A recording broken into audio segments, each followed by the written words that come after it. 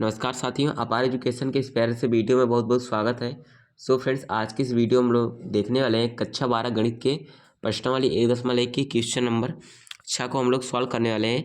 इसके पहले question number 5 को हम लोगों ने सॉल्व कर लिया, ठीक है, डिटेल में। एंड इस वीडियो में हम लोग क्वेश्चन नंबर 6 को कवर करने वाले हैं। क्वेश्चन हमारा, सिद्ध कीजिए कि समुच्चय हमारा दे रखा है जिसमें एलिमेंट हमारे हैं 1, 2, 3 में एक संबंध दे रखा है जिसमें 1 का 2 से संबंध है तथा 2 का 1 से संबंध है, ठीक है। द्वारा प्रदत्त संबंध R सममित है किंतु ना तो समतुल्य है और न संक्रामक है। यानी कि दिया गया है कि हमें खुद बता रहा है कि सममित है लेकिन समतुल्य नहीं है और ना ही संक्रामक है, ठीक है। बस केवल हमें क्या करना है, यहाँ पर सिद्ध करके बता देना है कि हमारा समतुल्य है तो कैसे है, सॉरी समतुल्य नहीं है तो क्यों नहीं है, सममित है तो क्यों है, ठीक है। तो आइए हम इस क्वेश्चन को सॉल्व करते हैं। हल करने से पहले यहाँ पर हम हल लिखते हैं, फिर हम क्वेश्चन को सॉल्व करते हैं, ठीक। हल लिख लिया हम लोगों ने। अब देखिएगा यहाँ पर क्या होगा। सबसे पहले हम यहाँ पर क्या लिखेंगे, हमारा सेट क्या दे रखा है, सेट का हम नाम ले लेते हैं। सेट का नाम ए ले लेते हैं। इसमें हमारे एलिमेंट हैं 1 है, 2 है तथा 3 है, ठीक है। इसके अंदर हमारा संबंध क्या बन रहा है, संबंध को यहाँ पर हम लिख लेंगे।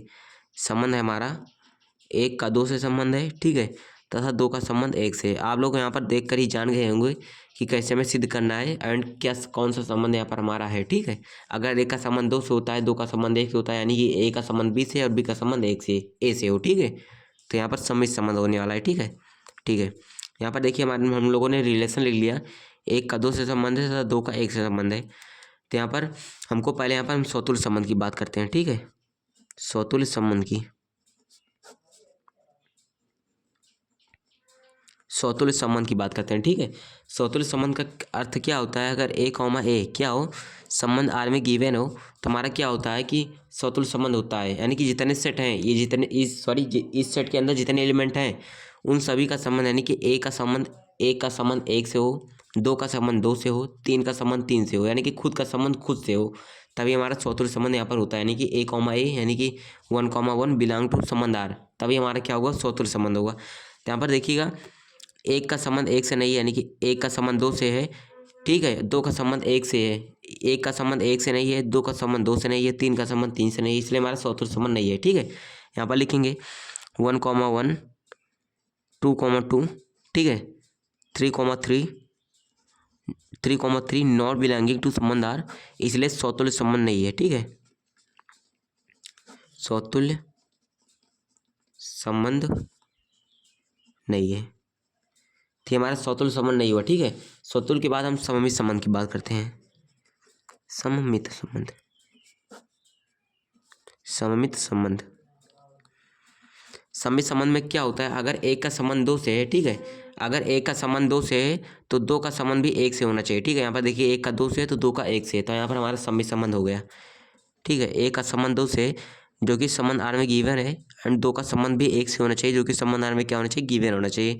और इवरी 1, 2 क्या है, सॉरी यहाँ पर V बनेगा, इवरी 1, 2 क्या है, कहाँ से आ रहा है, कहाँ से आ रहा है, इवरी 1, 2 कहाँ से आ रहा है, सेट A से आ रहा है, ठीक है। इसलिए हमारा क्या हो गया, ये सममित संबंध होगा। लिखेंगे सममित संबंध, सममित संबंध है, ठीक है। तो हमारा सममित संबंध हो गया। उसके बाद हम क्या करते हैं, यहाँ पर संक्रामक संबंध की बात करते हैं। संक्रामक संबंध की, संक्रामक संबंध, संक्रामक संबंध में क्या होता है, अगर A का संबंध B से है, ठीक है, मैं पहले आपको ऐसे बता देता हूँ। अगर A का संबंध B से जो कि संबंध R में गिवन है और B का संबंध किसी और एलिमेंट से, मान के चलिए अगर C से है, B का संबंध C से जो कि संबंध R में गिवन है, तो A का संबंध भी C से होना चाहिए, ठीक है, तभी हमारा संक्रामक संबंध होता है।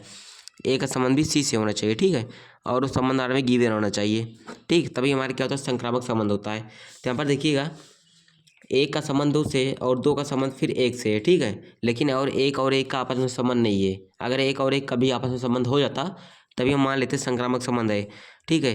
तो हमारा क्या है, यहाँ पर क्या है कि संक्रामक संबंध नहीं है, यहाँ पर और होना चाहिए था। अगर 1 का संबंध 2 से और 2 का संबंध अगर 3 से होता तो 1 का संबंध भी 3 से होना चाहिए था, लेकिन वो भी हमारा संबंध आर में गिवन नहीं है। तो यहाँ पर लिखेंगे संक्रामक संबंध नहीं है, यहाँ पर लिखेंगे संक्रामक संबंध, क्योंकि हमें पहले से ही संबंध बनाकर दिया गया है, उसमें हमें बस कल ढूंढ कर बताना है कि संबंध कौन सा है कौन सा नहीं है। संक्रामक संबंध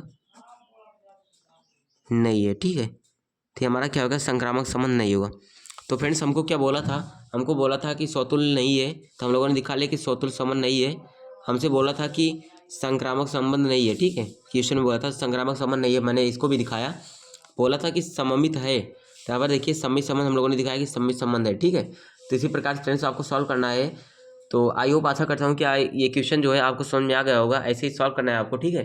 तो इसी के साथ आपको मिलते हैं नेक्स्ट वीडियो में। Thank you.